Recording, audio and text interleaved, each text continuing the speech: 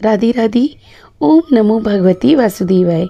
दोस्तों, सावन पुत्रदा एकादशी आ चुकी है। वो है कल, यानी कि 15 अगस्त को वो शुरू होगी और 16 अगस्त को उसका समापन होगा। तो उदया तिथि के अनुसार 16 अगस्त को ही वो मनाई जाएगी। तो दोस्तों, श्रावण पुत्रदा एकादशी की व्रत कथा शुरू करते हैं। एकादशियों की महात्म्य का आनंद लेते हुए धनुर्धर अर्जुन ने कहा, हे प्रभु, ये कल्याणकारी और महापुण्यदायी कथाएं सुनकर मेरे आनंद की सीमा नहीं है और मेरी जिज्ञासा बढ़ती जा रही है। हे कमल नयन, अब आप मुझे श्रावण माह की शुक्ल पक्ष की एकादशी की कथा सुनाने की कृपा करें। इस एकादशी का क्या नाम है और इसके व्रत का क्या विधान है? इसमें किस देवता का पूजन किया जाता है और इसका व्रत करने से किस फल की प्राप्ति होती है? श्री कृष्ण ने कहा, हे धनुर्धर, श्रावण मास की शुक्ल पक्ष की एकादशी की कथा की श्रवण मात्र से ही अनंत यज्ञ का फल प्राप्त होता है। हे पार्थ, द्वापर युग के आरंभ में ही महिष्मती नाम की एक नगरी थी।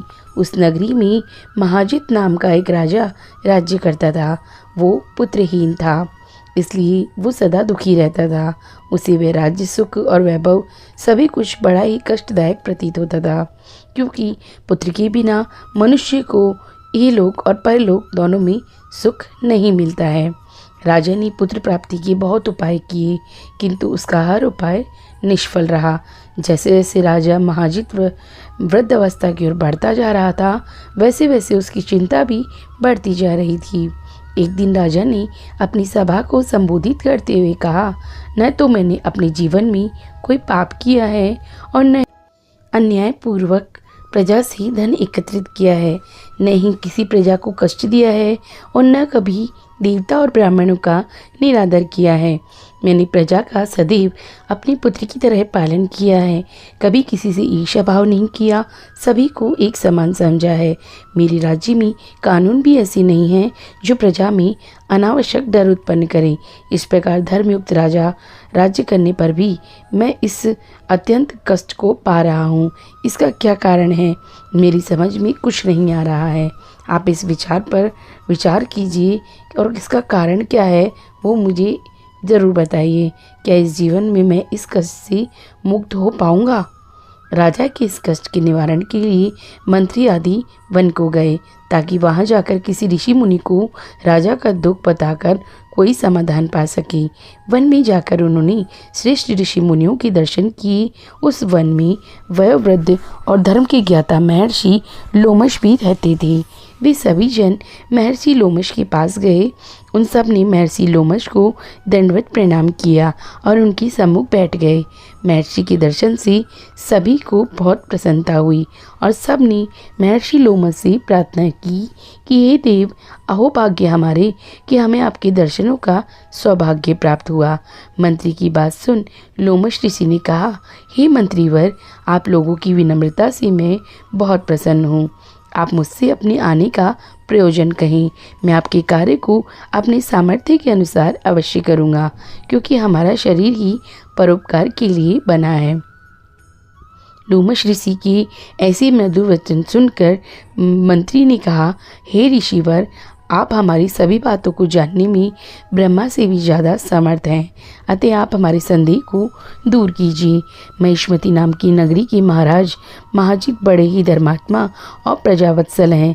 वो प्रजा का पुत्र की तरह धर्मानुसार पालन करते हैं, किंतु फिर भी वे पुत्रहीन हैं। हे महामुनि, इससे वे अत्यंत दुखी रहते हैं।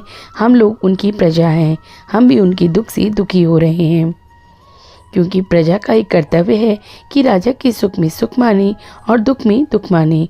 हमें उनके पुत्रहीन होने का अभी तक कारण ज्ञात नहीं हुआ है, इसलिए हम आपके पास आए हैं।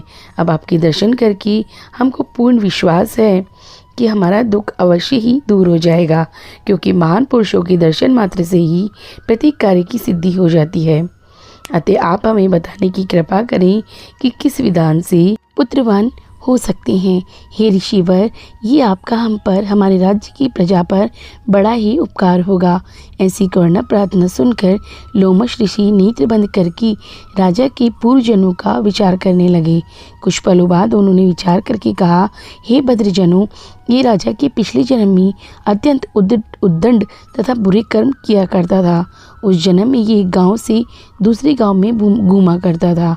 एक बार ज्येष्ठ माह के शुक्ल पक्ष की एकादशी के दिन की बात है। ये 2 दिन से भूखा था। दोपहर के समय एक जलाशय पर जल पीने गया। उस स्थान पर उस समय एक गाय जल पी रही थी। राजा ने उसको प्यासी ही भगा दिया और स्वयं जल पीने लगा। हे श्रेष्ठ पुरुषों, इसलिए राजा को ये कष्ट भोगने पड़ रहे हैं। एकादशी के दिन भूखा रहने का फल ये हुआ कि इस जन्म में ये राजा है और प्यासी गाय को जलाशय से भगाने के कारण पुत्रहीन है। ये जान सभी सभासद प्रार्थना करने लगी, हे ऋषि श्रेष्ठ, शास्त्रों में ऐसा लिखा है कि पुण्य से पाप नष्ट हो जाते हैं। अतः कृपा करके आप हमें कोई ऐसा उपाय बताइए जिससे हमारे राजा की पूर्व जन्म के पाप नष्ट हो जाएं और उन्हें पुत्र रत्न की प्राप्ति हो। सभासदों की प्रार्थना सुनकर लोमश मुनि ने कहा, हे श्रेष्ठ पुरुषों, यदि तुम श्रावण मास की शुक्ल पक्ष की एक पुत्रदा एकादशी का व्रत और रात्रि जागरण करो और उस व्रत का फल राजा के निमित्त कर दो तो तुम्हारे राजा के यहाँ पुत्र उत्पन्न होगा। राजा के सभी कष्टों का नाश हो जाएगा। इस उपाय को जानकर मंत्री सहित सभी ने महर्षि को कोटि कोटि धन्यवाद दिया तथा उनका आशीर्वाद लेकर अपने राज्य में लौट आए। इसके बाद उन्होंने लोमश ऋषि की आज्ञा अनुसार पुत्रदा एकादशी का विधान पूर्वक उपवास किया और द्वादशी को उसका फल राजा को दे दिया। पुण्य के प्रभाव से रानी ने गर्भ धारण किया और 9 माह पश्चात उसे एक अत्यंत तेजस्वी पुत्र को जन्म दिया। हे पांडुपुत्र, इसलिए इस एकादशी का नाम पुत्रदा पड़ा। पुत्र की इच्छा रखने वाले मनुष्य को विधान पूर्वक श्रावण माह के शुक्ल पक्ष की एकादशी का व्रत करना चाहिए। इस व्रत के प्रभाव से इहलोक में सुख और परलोक में स्वर्ग की प्राप्ति होती है। तो दोस्तों, इस तरीके से आप श्रावण पुत्रदा एकादशी का व्रत पूरे विधि विधान से इस कथा को सुनकर पूर्ण करें। भगवान विष्णु और माँ लक्ष्मी का आशीर्वाद आप पर सदा बना रहे। जय श्री कृष्णा।